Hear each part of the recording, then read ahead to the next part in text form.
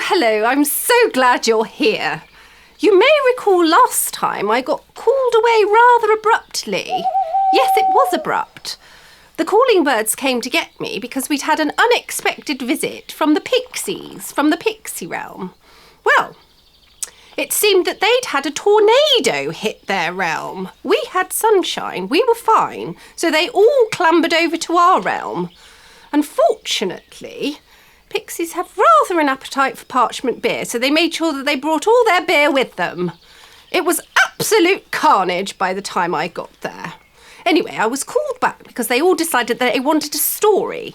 There's only 2 fairies in my realm who do stories. It's me and another leaf fairy. Unfortunately, she was away in the Far Eastern realm collecting cloud cotton, so it was far too far away for them to get her. So they called on me. Anyway, I managed to calm things down eventually with a nice campfire story, but I ask you, I hope they don't decide to visit again soon, much as I love them. Anyway, let us get back to Thimble. These are very strange times. It seems to be affecting every single realm that I know. Anyway, including yours. I'm sure you've noticed it. Most peculiar. Anyway. Yes, all right, I'm getting on with it. So rude. And now you may remember that Thimble was speaking to somebody that she couldn't see on our last visit. I didn't have a chance to tell you who it was because I was called away by the call. Yes, I know. I'm telling them. I was called away. Right. Thimble began to think that whoever had spoken to her had decided to leave because it was so quiet for so long that she thought that they must have left. Why, I think you need to explain yourself to me, fairy girl, because you have far more magic than I do. So if you can't get down from there, I don't know what you're doing, came the voice. Goodness. And Thimble took a deep breath. And she began to explain the Queen's quest and all it had entailed, including Thimble not being able to use her magic, despite being a brilliant scholar, and having to return with the Queen's long-lost cousin, Blossomberry, before the first moon in Neptune, or she would be condemned to a life as a fairy royal forever. When she had finished, she could hear what sounded like sobbing. Are you all right? She inquired.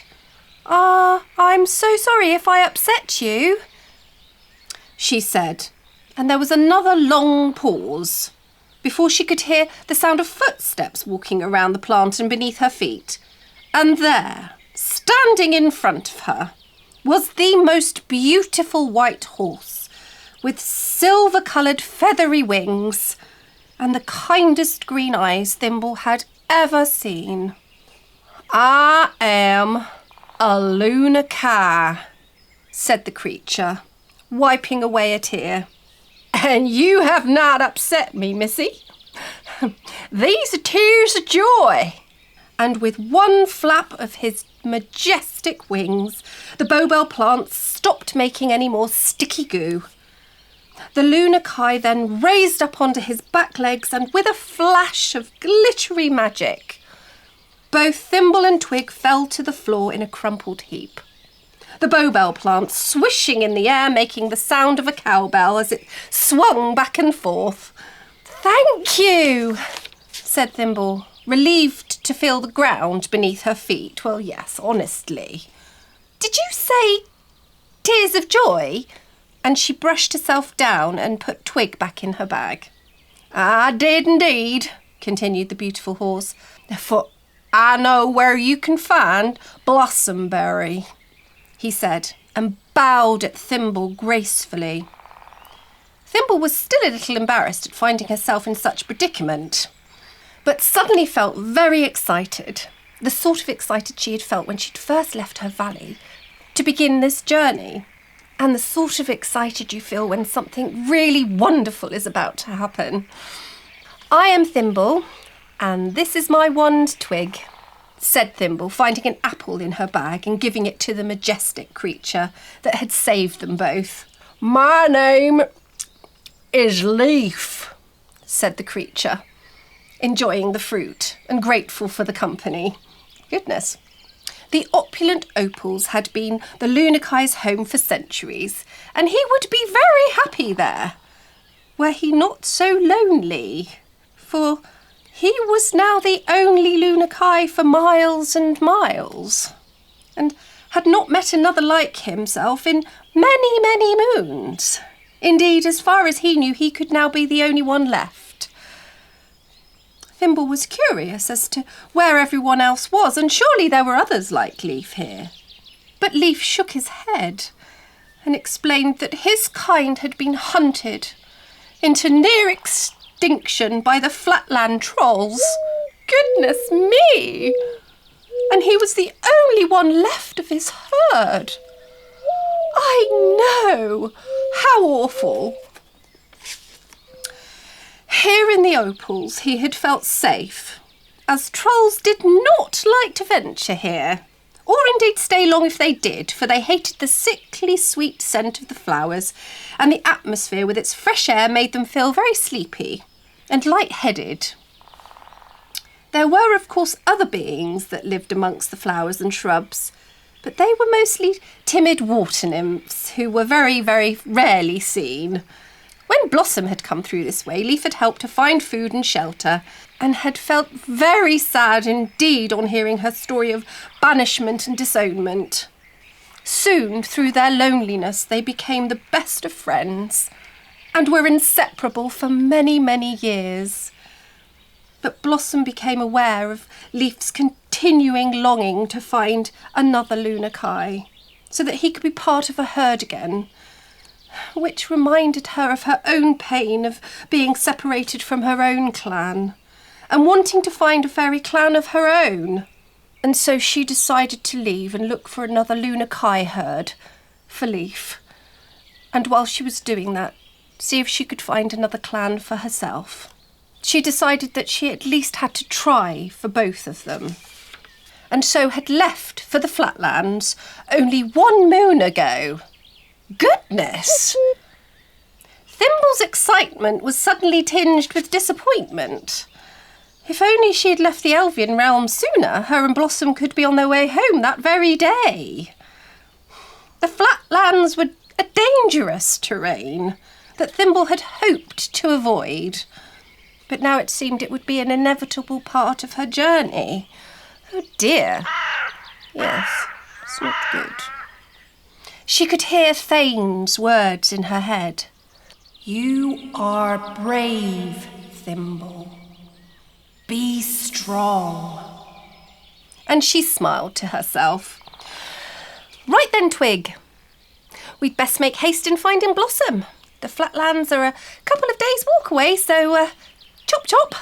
And she gathered all her belongings and prepared for a long journey ahead.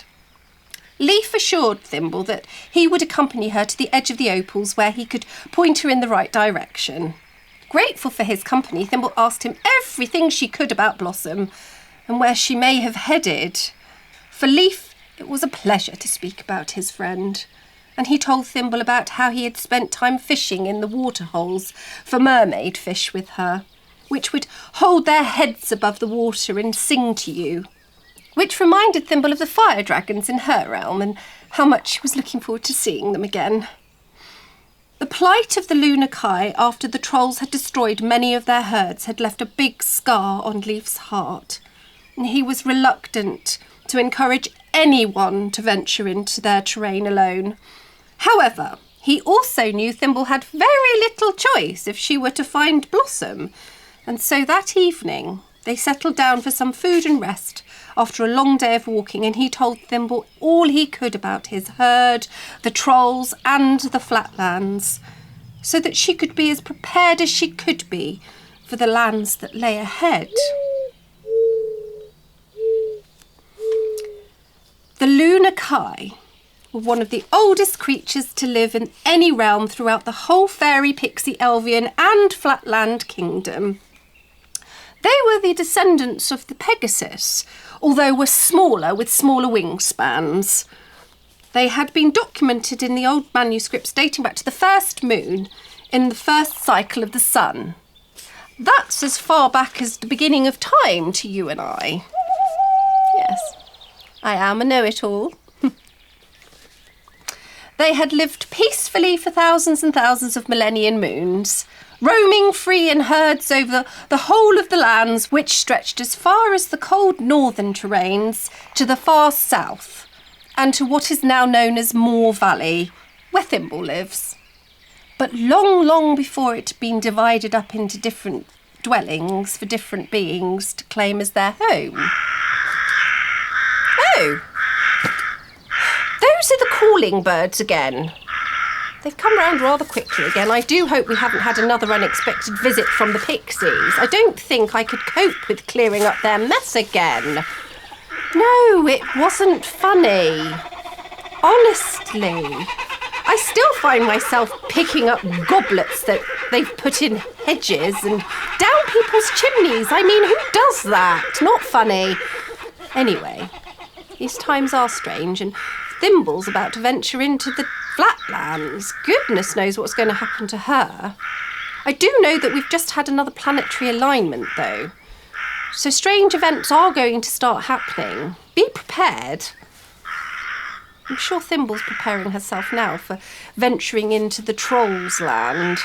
But trolls are big and noisy, but they don't have much substance to them. So just remember that in your own life. Those that make the biggest noises are usually the most empty vessels. Yes, I'm coming. Just trying to help.